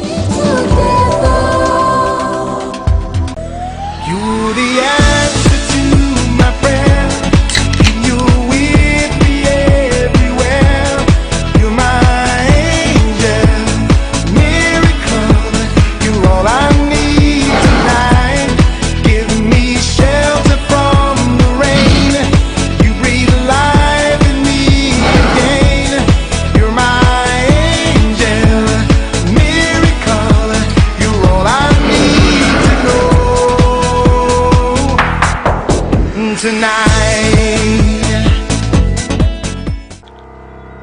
Apomode wonsem yemfen diagro enunti nese wonom edopapa nko a Exodus moringa capsules ene Exodus dandelion capsules efi Exodus ebusuyenum na ebeboa wapomode emu bia wo benya no betimi aboa nanso se wonya to no a wo betimi anom abo na ebeboa papa se wonom Exodus moringa capsules ne Exodus dandelion capsules ebua mamoja di efusani yie na afei ebusi wo immune system no na kweti ayarewa ahodo minim yie se nipa dodo na nim dia moringa etumi ye na dandelion so ye nim enu nti ne nkasa bebre enye ma apemfo ana abatan a oma enifo ana abofra onya emfidu Exodus ehu adansi die dos.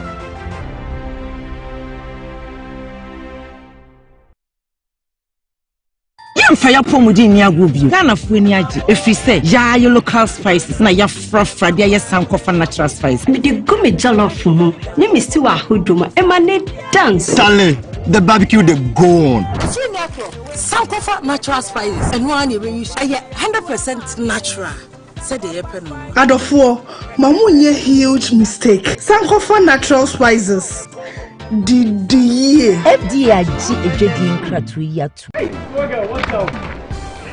How far with your intention?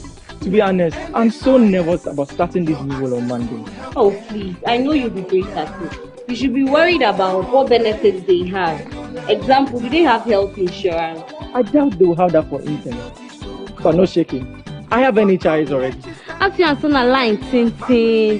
Ina, look at you. What are you going to do in your office when you can just download the app to register for an NHIS membership?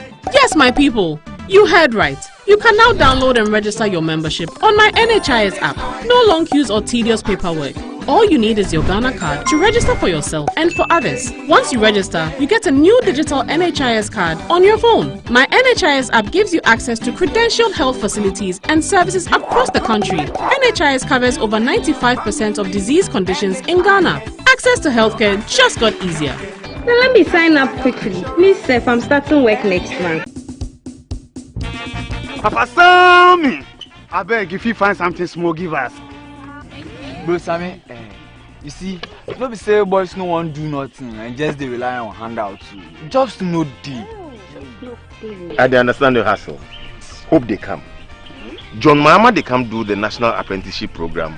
way it go sort you guys. Brother Sammy, waiting be that. John Mama knows say no be everybody way won't work for office. Like me. That one day is true. Under the National Apprenticeship Program, young men and women where they won't learn craft will be enrolled under the program and attached to a senior craftsman who will train them for free. I beg you, mechanic day inside.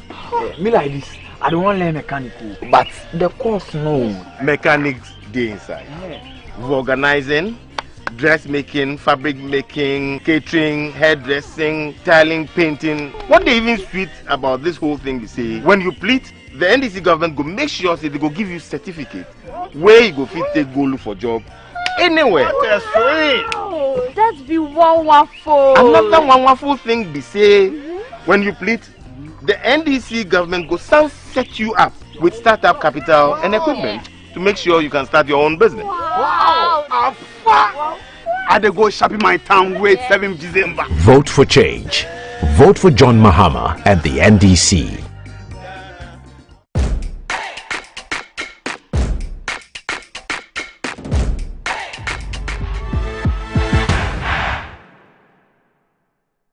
From that to no so no.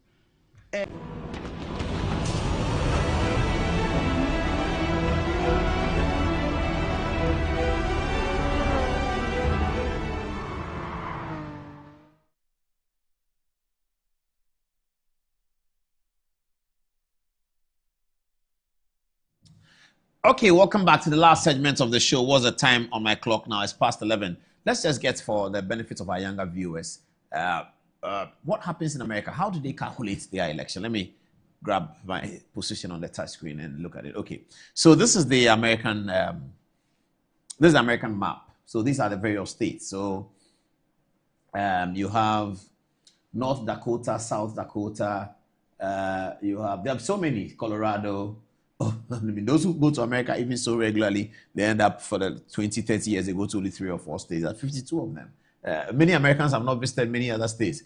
You have Washington, which is not Washington, D.C., Washington in the West Coast, Oregon, Nevada, California, Idaho, Arizona, New Mexico, Texas, Arkansas, Louisiana, Florida, Alaska is all the way down, Puerto Rico down there, New York, Pennsylvania, Virginia, North Carolina, South Carolina, Tennessee, etc. Okay, so to each of these states is allocated what they call electoral votes.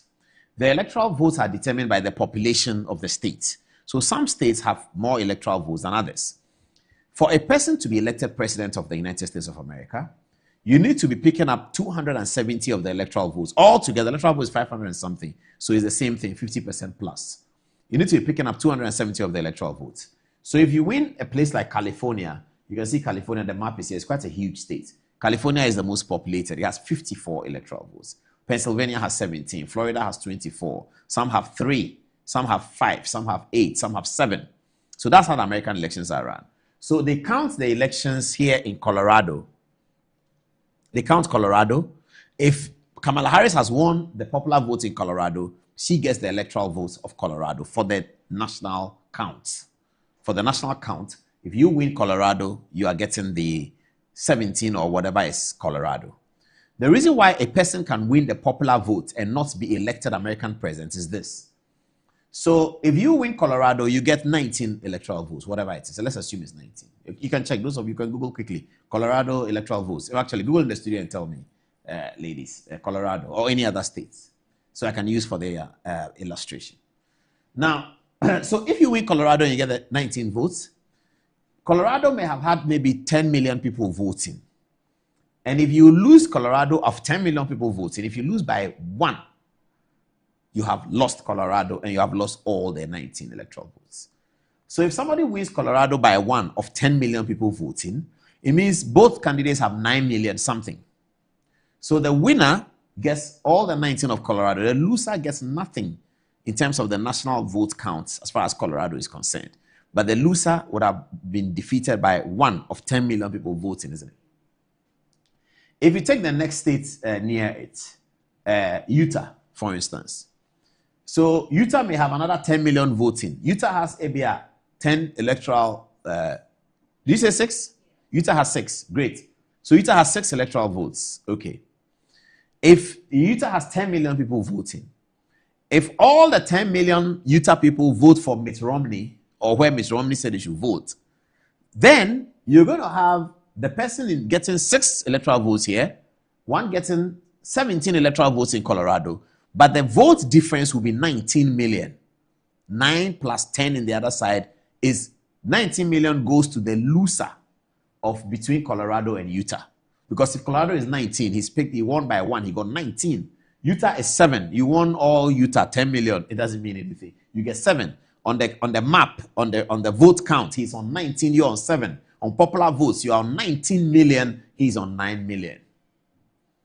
That's what happens in America. So in 2016, Hillary Clinton, the loser of the election, if you put all the votes won in the whole America together, she was leading Donald Trump, guess what, by 2 million. 2 million votes.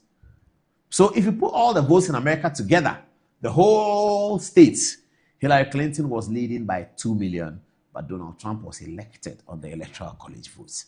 It means that where Hillary Clinton was winning, she was winning it big. And Donald Trump may have been winning the significant states with the large Electoral College number small, but he was winning. So it's just a win. One, finish, win.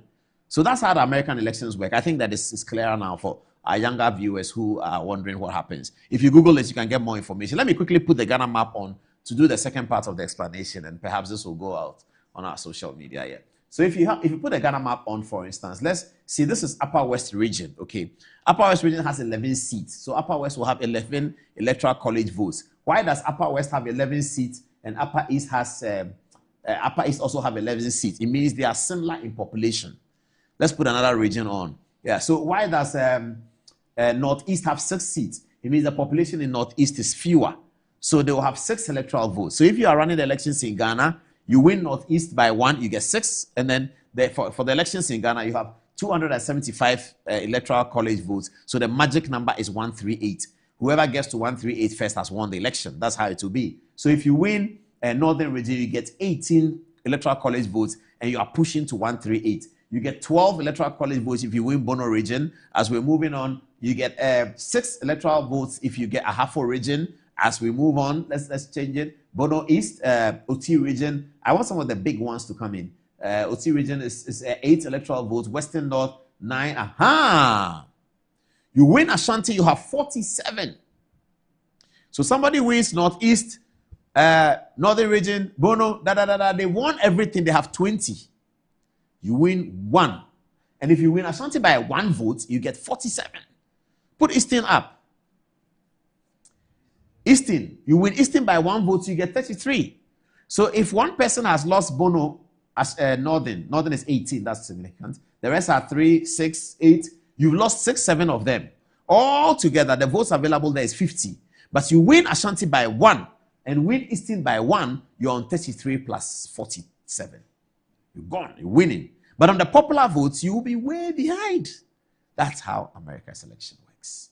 So I think now we get it. We understand how the American election. So now that we get this one, following the American election results, let's see what happens in the American election results. Let me have the 2 candidates again, and let's see what we're going to tell them.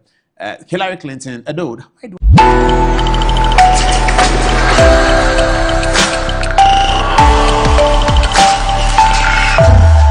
Electoral TV, insightful and inspiring moments. Has Christianity always been one of the religions in the world to you? Oh, hallelujah. Praise God. Christianity is not a religion, neither is it a joining of a church and doing the Christian things like praying and giving and so on. Hallelujah. Christianity is the outworking of God's own kind of life received into the spirit of a man. Whoa! This divine life in the heart of a man makes him righteous. It keeps him healthy, divinely guided in life, prosperous and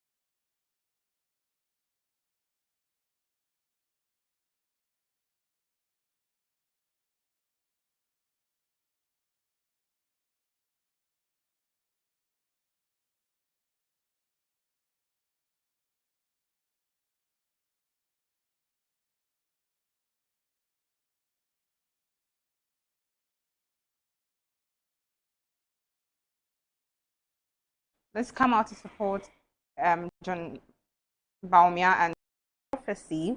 And when that happens, we should get back to him for the Ghanaian presidential elections prophecy as well. Adam Jabril, he says, Paul, to be actually honest, American election is not the true representation of the people's will. How can electoral college system shadow popular vote? This doesn't make sense to him at all.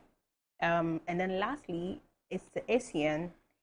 He says the Trump Republican against the LGBTQ and abortion would win. And then Mahama and the NDC against the LGBTQ and abortion would win as well. Now back to you, Paul. Okay, so that's about it on American election night, voting night in the United States of America. This is Good Evening Ghana. 32 days to go for us to choose between Muhammadu Bawumia on my right, John Dramani Mahama on my left. On Thursday, we continue with the political conversation. We'll be back. Good night.